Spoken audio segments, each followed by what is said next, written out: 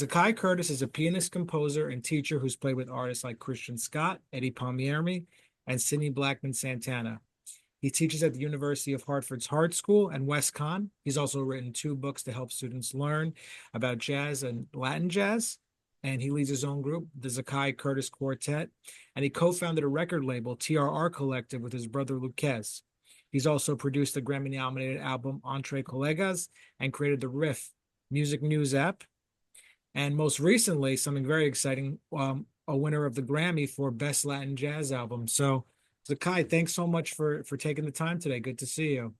Thank you for having me, Abe. My pleasure. I want to backtrack for a second. We were talking a little bit before we started recording, and we come across artists in a variety of ways, whether we go to see them, someone tells us about them. But I came across you from your work with the late great Ralph Peterson. You and your brother played with him for a long time. Right, right. Yeah, Ralph was one of our early mentors. We started playing with Ralph 2005. Luke has a little earlier, but we were doing gigs around anywhere from New York, New Jersey, Boston, and that was my first trio gig. And I learned how to play trio with Ralph, although it wasn't necessarily piano trio. He might call it a drum trio, but it was an incredible school to be involved in. And Ralph Peterson is just one of the most amazing musical minds there has ever been. So, The three of you work so well together. How did you guys meet? How did you and your brother meet Ralph? Luquez met him in Berkeley. Luquez went to Berkeley, and Luquez was in his ensemble.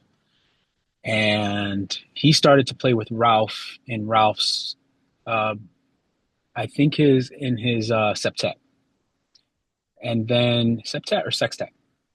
And so I was I was a big fan. So I knew Ralph's music was extremely special. Luquez introduced me to Ralph's music, although we had records with Ralph already playing on it. So I knew he was, but his records I was introduced to Luquez, and they were extremely complicated, far beyond the level I would be at, and just listened to a lot of his music. Luquez then said, "Why don't you come to the school and meet Ralph?" And so I went to the school one day, and I went to Ralph's studio. Luquez was there. I think they were having some sort of lesson or session, and he just points to the piano, and that was the first time I got to play with Ralph, and the rest is history. What he ended up doing after that is we got a couple gigs with Ralph, and I asked Ralph to play on my graduating recital, my master's recital, and he said, "Yeah." I was surprised. He said yes, and so actually my recital was amazing. It had Ralph Peterson, Andy Gonzalez, Roland Guerrero on percussion, and me and Luquez, and it was just an incredible recital. I think it's on camera somewhere, but that was so amazing. And every single time I played with Ralph, I came away with something new that I had to practice. You remember the last time you played with him? Yeah, definitely. That was the last time I played with Ralph was the recording session, his last recording session, which was Raise Up Off Me. So you went into the studio with him, and God rest his soul. He was such a special musician, and I'm sure you take those experiences, having studied with him. Can you see yourself? I mean, see him and you, and when you teach now, you know what I mean? Like you see some of the things he taught you when you're mentoring. Yeah, Ralph was all about legacy. He had a big thing for that. He knew so much music, he knew so much about people, and he was very loyal too. So we all had this kind of like respect for the same musicians, for the same music, and Ralph was, at this point leading a lot of young musicians, similar to how Art Blakey was. And in terms of what we try to do is me and lots of other musicians that have either studied with Ralph, had contact with Ralph or looked up to him, been in his ensembles, take away so much from what he offered. And I have to say, I hope one day to be able to do that with a lot of young musicians, the way he did. But it was very special, and he also knew how to inspire. That was one of the things I learned from him right away. I'd never hear him say anything bad about like a student, no matter the caliber or level the student was at. I remember one of his go-to lines. I always, the student that I would look at Ralph to see how would he react to that student, and a lot of times his reaction was, he'll get it if he wants it, he'll get it. And I always took that as such an amazing response, and I adopted that, of course. And I saw what it does to young students, and you can see, the development with just encouragement alone. And you'll see that he really knew how to make you feel special as a young person just studying this music. Yeah, I mean, that's amazing. I mean, and the fact that you've taken, that approach into your education now is, it's something not to be overlooked, because, when we have mentors, they can, it could be also a negative thing. They can be hard on us, but your experience was positive. I know, I'm sure people have been talking your ear off about the Grammy win. So I'd like to, I'd like to ask you, a couple things about that. Hopefully you haven't been asked these questions before, if that's okay. You know, was there a moment, during, the journey when you believed a Grammy win was possible, in a sense, like before everything happens? No, Like, did you ever think that you're going to no, be? no. I went, and this is the truth. I went into, I was filming when I was sitting in the theater. I was filming the screen so that I could send it to the winner. And it didn't register when they said Kubop lives, actually. And that was, I all the way up to that point. And it was a little strange. The the musicians in my band, they held strong with the belief. We're like, okay, we could win this, we could win this. And I was kind of like the one that was like, yeah, it's not really possible. I was like, I don't know what I don't know what you're thinking or what's going through your mind, but that's not really possible. um and to me, that the Grammy nomination was such an amazing, I would say, it was an amazing experience, because I felt that a lot of people heard what we did and they appreciated what we did, and I respected that so much. But I didn't have anything in terms of a Grammy win in my mind.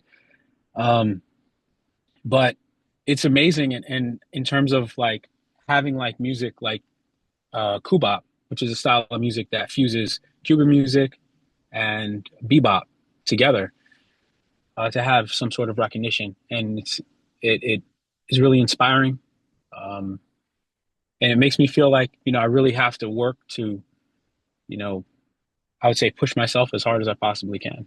Yeah, that's what I was gonna say. I mean, now that you have this win, I mean, it's like, you do you feel more freedom musically, like to experiment, or it's like, does this add pressure now to meet new expectations? You know what I mean? Like, Pressure, pressure, pressure in the best way. I've always pressured myself, but I never felt.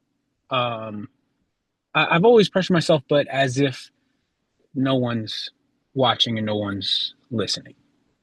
And this is interesting. This is a little bit of a different type of pressure. And I called my mentor, Eddie Palmieri, and he actually put it into perspective for me. And that was a well needed perspective.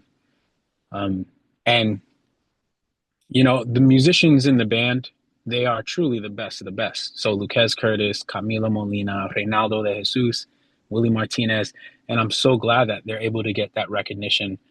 There's no musicians like them on the planet, and they worked really hard on this record. And I had mentioned this one time.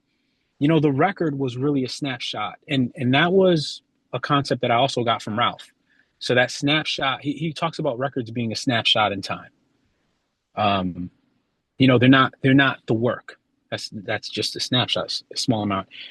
About 7 or 8 years, I'm conservatively thinking, but about 7 or 8 years before that, we've been working on this style and this music, and really working on the style and the music.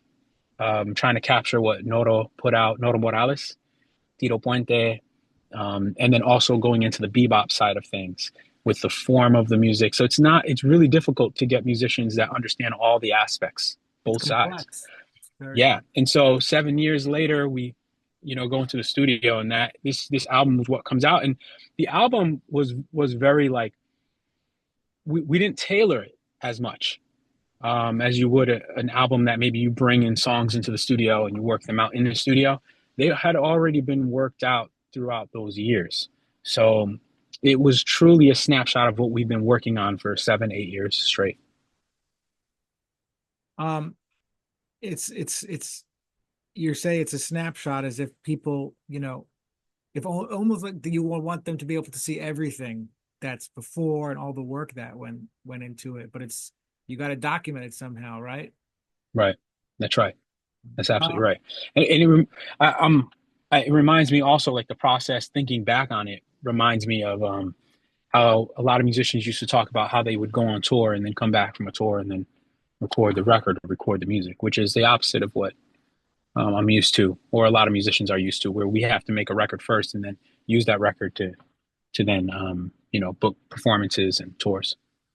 yeah, the last thing I wanted to ask you, if that's okay, about, you know, um, what do you think the biggest misconception people have, about what it means to be a Grammy winner? I was talking to Dan, Dan Pugach, the drummer. Yeah, of course. Yeah, we were talking about it, and he said, it's not like, oh, once you get a Grammy, it's like, oh, it's like now everything is here and you can do whatever the hell you want. Um, is it a milestone? I mean, Yeah, you it think it'll help you with, get more of the experiences you want? Like, how do you see it in terms of misconceptions people might have about it? Because people are very curious. yeah it's a it's your peers end up choosing the Grammy winners. Not necessarily fans, so it's your peers, and that means something on many different levels. And what people may not understand is, we all still work. We still got to. I still got to go to Hart. Yeah, That next day yeah, I totally. had to go to Hart, and I think my students are like, "You're coming in?" I was like, "Of course." I mean, Grammy doesn't come with a check, but Yeah, that's that's the idea. Is that it's an accolade that really you know picks out some of the musicians that have been working hard all year round, and it's a chance to celebrate them. So it's very important in that way. But at the same time, you still got to practice, you still have to work, you still have to do everything that every musician also has to do, and every artist has to do. yeah. I And I don't. I hope these questions were, I'm sure a Yeah. million people have been asking you about them. I hope there were new thoughts for you to have. Yeah. I haven't answered any of those questions. Beautiful. I want to backtrack a little bit if that's okay. And we're kind of moving around, but that's fine. I want to talk to you about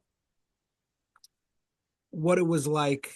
Two things. I'd like to talk to you about your relationship with your brother. When you have, I mean, it's such a special thing. Two like great players. Like, what was it? Were you guys just playing together all the time growing up? Like, how like if you could backtrack, like what was it like? Yeah. Yeah, we did. We played in a lot of music programs. We grew up. He was playing jazz before I was. And then we would play in the Artist Collective, the Greater Hartford Academy, all these bands for young kids. We were playing together. Of course, it was a lot of button heads. It's your brothers. It's about a Yeah, year I and a know. half difference. I mean, just like you'd play outside and have arguments, we did the same thing when we were playing music. Um, but you learn in the same process. You learn in the same way from the same teachers, pretty much. So a lot of the same material you share, and that's a good thing. Did it ever feel Musically. like because he started earlier into jazz that you almost like was there ever a point of like, oh, like like I need to catch up or something, or was it more like you know, no, we're just on this together? Anything like that? Um, Honestly, Luquez is much further along than a lot of people, not just myself, musically. I think that's recognized in the music community. Um, and he's always been like that when he was young, and then when he got older. So a lot of times the things that I would have to practice for, he didn't necessarily have to practice for. Yeah. I mean, I would love to talk to him too, if on another note, if you could, I'd love to speak to him as well. Yeah, That's someone I'd love to yeah. speak. He's on a few different he's in a few different bands that tour a lot. You got to catch him. You got to catch him when he's in town. Yeah. No, Very busy. but you start playing, and you and your brother, he's a little bit further along than you, as you were saying. What was it specifically that, made you want to really go after playing this music? I mean, being an improviser, jazz, like what was it originally that kind of sparked it? Do you remember? Yeah, it wasn't so I'm a little bit I'm a little bit different in that way. I didn't I was kind of just going through the motions, wasn't really concerned about, some sort of, oh, I'm going to play music for a living. I just did it. I just played. And a lot of other musicians the same way. But at the time, I was playing classical music. I was doing classical music, and at whatever I was in some sort of jazz programs outside of the school, but I didn't really take it seriously. I was studying classical music, and I think at the Greater Hartford Academy they needed another piano for the jazz band, another pianist. So that's when I started playing. It wasn't a hard choice. I just said, okay, I'm playing piano. I like playing piano. So I ended up doing the jazz band, and that's really where I became more serious and learning things. And I really like to do things like transcribe and theoretical theory. I was really into that. It was like you were Um, playing in the jazz band, and then like you'd go home and on your own you would do the research to, the greats kind of. it didn't stop. We went to, even when I was in middle school, I was at the give you an example. I was at the Artist Collective in Hartford, which was Jackie McLean's school for young musicians, and I was in the classical program there. And then I also played. Um, I played in the big band, the jazz big band. Then I also went to the Hartford Conservatory. They had the jazz. My dad would put us in all the programs, every program. It didn't matter the style of music. That's how we That's got into awesome. Latin jazz. So That's they had a Latin jazz program. So my dad threw us in there. It was free. So that was kind of the starting. Hartford at that time had incredible programs.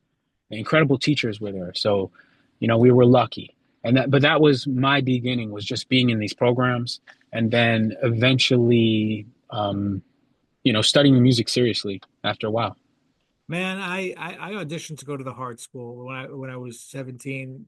I got in. It's like some part of me wishes I almost went there. Yeah, It's where did so you end much. up going?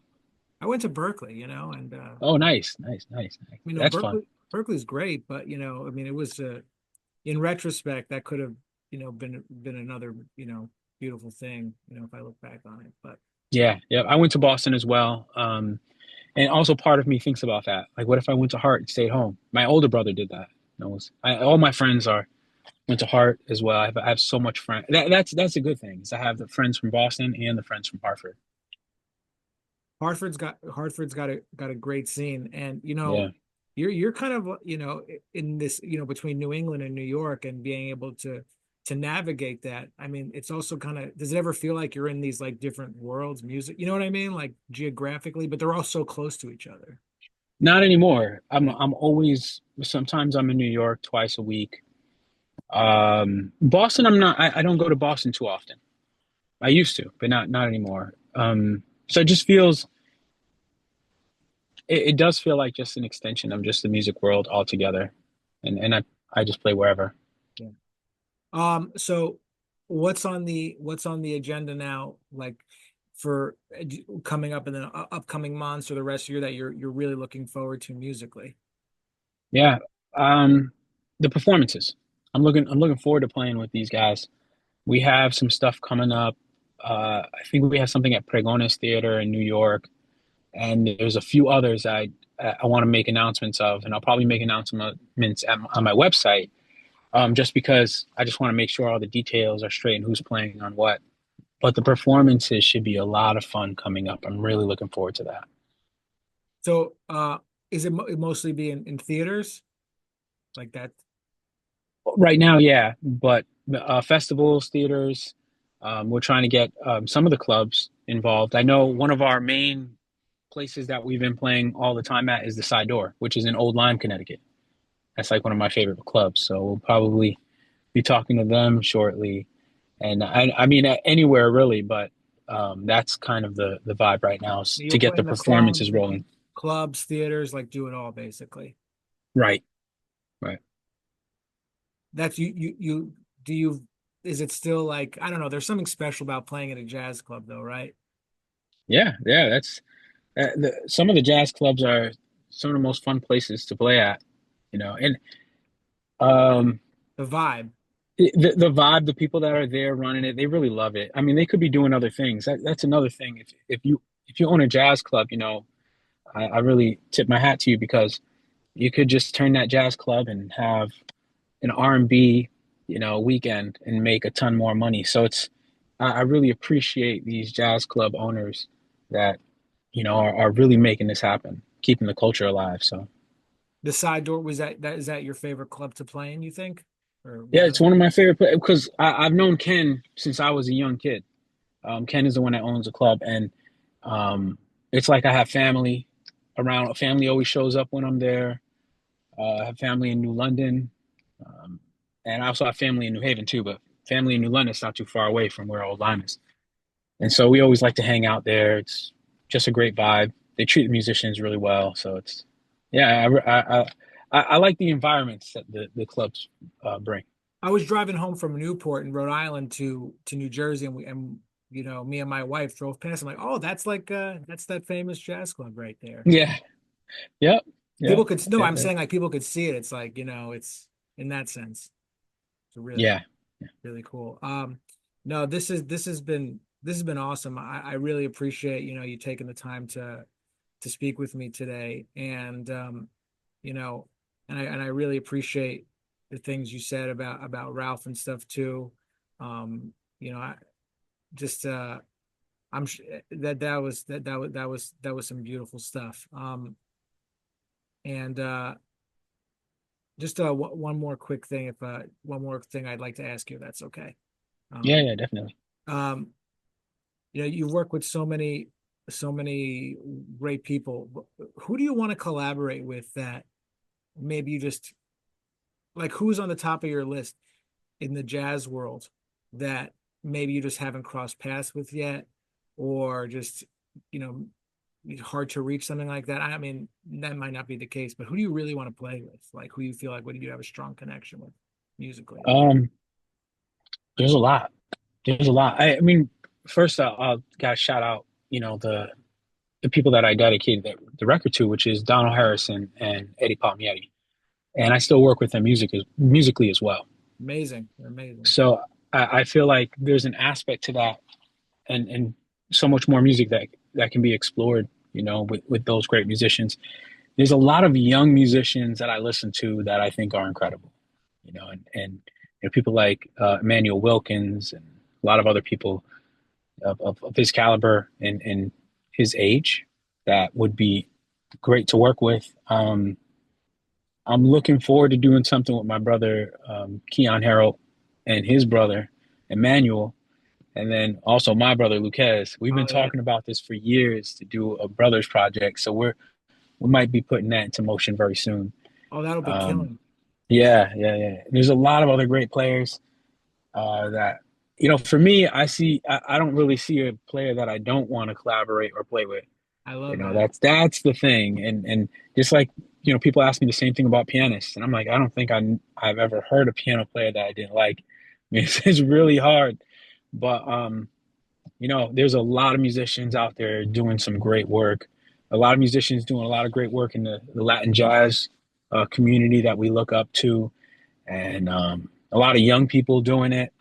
So we respect that. You know, I'm talking about the entire group and the entire community. Really, that's it's an important aspect of the music to keep that.